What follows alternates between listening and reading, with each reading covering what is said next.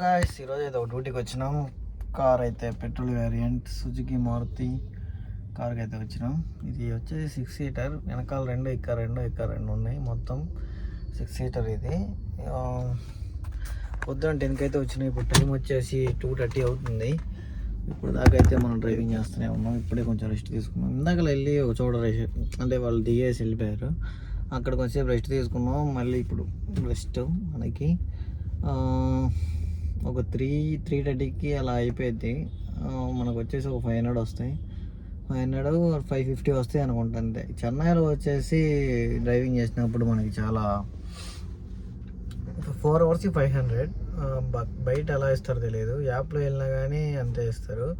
మామూలుగా అంటే తెలిసిన అన్న వాళ్ళు మనకి చెప్తారనమాట ఇలాగ డ్యూటీ ఉందని. అప్పుడు వెళ్ళినప్పుడు మాత్రం మనకి ఇలా 500 ఇస్తారు. అవి ఇంకా ఉంటాయి ఎల్బోర్డ్ బండ్లని, ఇంకా హెవీ బండ్లని, వాటికైతే ఎక్కువ ఉంటాయి. ఇవన్నీ ఓన్ బండ్లు కాబట్టి కొంచెం ఇలాగ మనకి ప్రైస్ అయితే ఇలా ఉంటుంది. కార్ అయితే మంచిగా నీట్గా ఉంది. కార్ చూడండి, కార్ అయితే మంచిగా ఏసీలు అన్నీ ఉన్నాయి, ఛార్జీలు పెట్టుకోవడానికి. ఇది వచ్చేసి మాన్యువల్ కంట్రోల్, ఆటోమేటిక్ కాదు. ఆటోమేటిక్ అయితే బాగుంటుంది. నాకు ఆటో వేయడం అంటే ఇష్టం బాగా. ఆటోమేటిక్ అంటే నాకు అంటే బాగా ఫ్రీగా ఉంటుంది, కంఫర్టబుల్. గేర్ మార్చేది ఉండదు, ఏముండదు. కార్ అయితే మంచిగా నీట్గా మెయింటైన్ చేస్తున్నారు మా వాళ్ళు. కార్ బాగుంది, తోలటానికి కూడా బాగానే ఉంది. ఇది ఎన్ని ఇయర్స్ అయినా తెలియదు తీసుకొని. బాగా నీట్గా అయితే ఉంది కారు. ఇక్కడైతే ఒక హోటల్ దగ్గరికి అయితే వచ్చినాం. వాళ్ళు అయితే తినడానికి వెళ్ళారు, మనం కార్లో వెయిటింగ్ చేస్తూ ఉన్నాం. ఇంకా కొంచెం సేపు అయితే మనకి డ్యూటీ అయిపోయింది, మనకి ఇంటికి వెళ్ళిపోవడమే.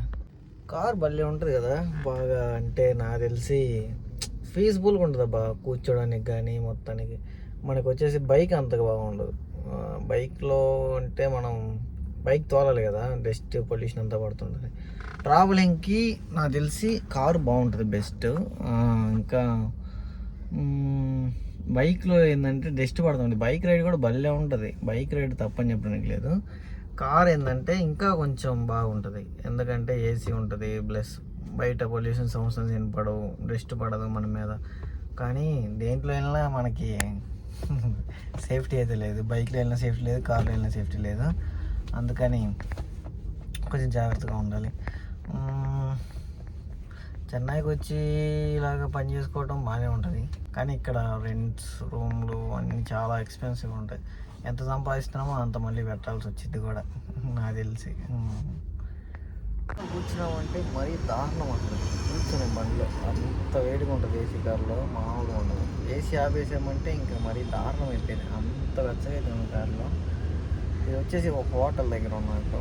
వాళ్ళైతే లంచ్కి వెళ్ళారు, నేను ఇంకా తిన్నా. మార్నింగ్ తిన్నా దోశలు పెట్టి, మళ్ళీ ఇప్పుడు దాకా తిన్నా. ఇంటికి వెళ్ళి ఏమన్నా తినొచ్చు కదా నువ్వు కూడా వెళ్ళంటే.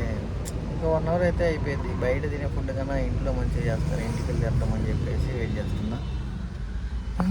ఎలాగైనా ఇంటి ఫుడ్ బాగుంటుంది కదా బయట హోటల్స్ కంటే.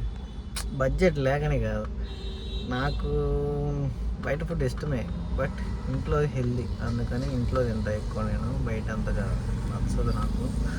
ఇంకేం చేస్తాను, తప్పని పరిస్థితుల్లో ఇంకా బయట తినాలి. ఒక్కోసారి అయితే నేనే చేసుకొని తింటాను. నాకు మీరు కూడా అలాగనే తోలాడి చేయాలనుకుంటే ఆల్రెడీ ప్రీవియస్లో వీడియో చేసుకుని చూడండి. రావాలి అనుకున్న వాళ్ళకి కష్టమైతే ఉంటుంది, సింపుల్గా ఏది రాదు మనకి. డ్రైవింగ్ చేసినా కష్టమే, ఏది చేసినా కష్టమే. అన్నీ ఆలోచించుకొని ఏది చేస్తే ఎప్పుడైనా దిగండి, దేంట్లో దిగాలన్నా కానీ. అంతేగాని ఏదో తోలేద్దాం దిగేద్దాం అనుకుంటే చాలా కష్టం. Okay voice, thank you.